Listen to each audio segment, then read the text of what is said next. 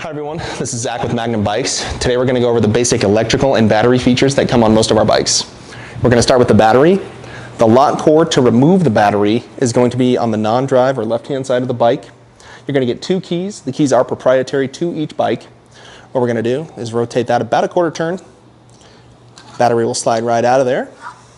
There's the battery pack itself, and we're going to reinsert that to the battery tray here, line it up with the terminal, and you'll hear that click, and that's good to go. All right, so now we'll turn the battery on. Each of the batteries have a power button that's very easy to find. The LED lights will light up. And then if we move to the controller here on the handlebars, you'll note that there is a power button. Go ahead and hit that. The display is going to boot up just like this. All right, and here's our basic starting screen. So you'll see we have power output, which will change depending on the output of the bike as you ride. We've got an odometer here with several trip timers that you can use set to navigate through. Here we've got our speed in miles per hour, and it also can be changed to kilometers. Here we've got PAS, and that's pedal assist. So on our bikes, there are 6 levels of assistance, 1 being the slightest, 6 being the most, up to and including 28 miles an hour, depending on the class of the e-bike. So the plus and minus buttons here, we'll cycle through those. And it'll circle back to 0. Now we'll move to the throttle since we're on 0. While on pedal assist 0, if you're pedaling, it will not deliver power. The throttle switch here is always hot, regardless of which level you're in, okay? Also, the power button here doubles as a backlight for the display if you're riding at dusk and dawn.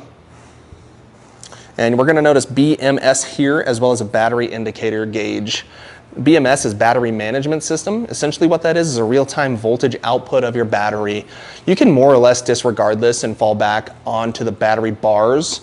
It's going to be a really just a real-life indicator of your battery power.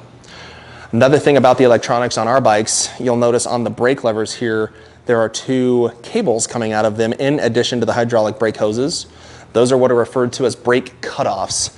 So essentially, when I apply pressure to the brakes, it tells the motor to stop supplying power so that you're not facing oppositional forces. It's a nice safety feature, really. And then here is the motor housed in the back.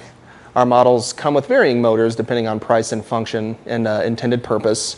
This here is a 500-watt motor. If you'll follow me over here, you'll notice that there is a motor cable, and that is always housed under the drive side chainstay, and that's right here. It has a coupler here. You remove this when you have to drop the rear wheel to change either the tube, tire, to change your freewheel, etc., etc. So when you're done with your ride, you're going to want to go ahead and power it down. You can start with your display here. You're going to want to hold that power button for a few seconds, and it'll power right off. And our battery is still on, as we can see, so we'll hold that down for a few seconds as well.